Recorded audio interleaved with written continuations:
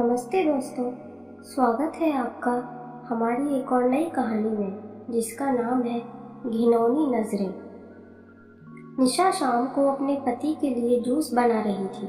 तभी उसकी छोटी बहन पूनम का फ़ोन आया। निशा ने जल्दी से फ़ोन रिसीव किया और कहा, मैं अभी तुझे ही याद कर रही थी।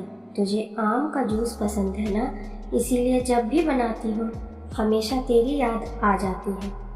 पर निशा की बहन पूनम बिल्कुल खामोश थी। जब निशा ने उसकी खामोशी का कारण पूछा तो पूनम की सिसकियों की आवाज़ निशा के कानों में साफ सुनाई पड़ रही थी। निशा बहुत घबरा गई और उसने पूनम से जोर देकर पूछा कि आखिर हुआ क्या है।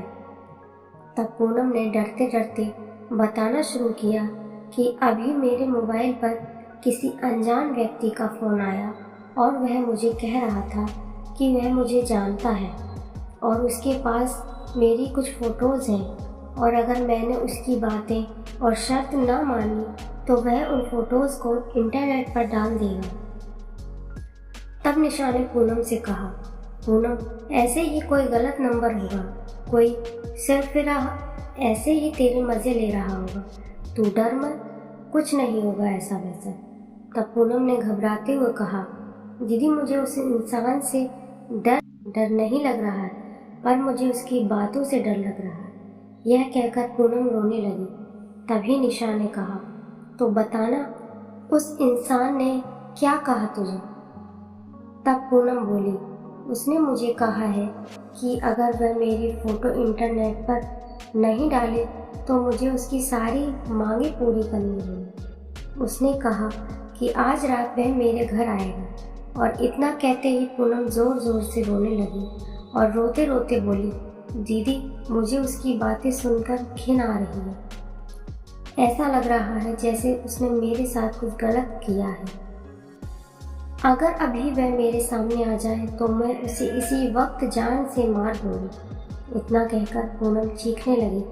तभी निशा ने पूनम से कहा, अरे पूनम, तू संभाल अपने आप को और मुझे उस घिनौने इंसान के नंबर भेज, मैं उसे अभी मज़ा चखाती हूँ। यह कहकर निशा ने फ़ोन काट दिया। पूनम ने उस बदमाश के नंबर और उसके बीच हुई बात की रिकॉर्डिंग निशा को भेजी।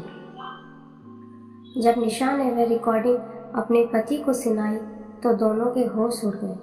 निशा और पूनम दो बहनें हैं। उनकी मम्मी का अभी 3 साल पहले ही देहांत हो चुका था और निशा की शादी अभी 1 साल पहले हुई थी। घर में बस सबके पापा और पूनम ही हैं। अब मोबाइल पर ऐसी धमकी भरी अश्लील बातें कोई भी अपनी बेटी, अपने पिता को आसानी से नहीं बता सकती। इसीलिए पूनम ने सारी बातें अपनी दीदी निशा को बताई। अगले दिन निशा और उसका पति पुलिस स्टेशन पर जाकर उस इंसान के खिलाफ पुलिस कंप्लेंट करवा आए। बाद में जब पुलिस ने छानबीन की तो पता लगा वह लड़का पूनम के मोहल्ले का है जो मानसिक गंदगी से पीड़ित था। उसकी सोच, उसके विचार हर एक लड़की के लिए प्रति घिनौनी नज़र रखते थे। उसे पता चला कि पूनम की मम्मी का देहांत हो चुका है और वह दिन भर घर में अकेली रहती है और वह इसका फ़ायदा उठा सकता है। और वह लड़का अपनी बुरी नज़रों और घटिया बातों से पूनम की आत्मा के साथ खिलवाड़ कर रहा था। पर बाद में जब उसे पुलिस ने पकड़ लिया तो उसे जेल की सलाखों के पीछे जाना पड़ा। आज भी हमारे समाज में उस जैसे मानसिक रोगी बैठे हैं जो हज़ारों लड़कियों की आत्मा के साथ खिलवाड़ कर रहे हैं। इनमें से कुछ लड़कियां तो मजबूत होती हैं जो ऐसे रोगियों को अच्छा सबक सिखाती हैं और कुछ लड़कियां उनसे डर जाती हैं और उनकी मांगों को पूरा करते उनकी घिनौनी नज़रों का शिकार बनती रहती हैं। पर आज समय आ गया है कि ऐसे मानसिक रोगियों को हम लड़कियां ही सबक सिखा सकती हैं। इसीलिए लड़कियों को उनसे डरने की बजाय उनका डटकर सामना करना चाहिए और कोई भी बात होगी तो अपने पेरेंट्स को ज़रूर बतानी चाहिए जिससे आपको मदद मिल सके।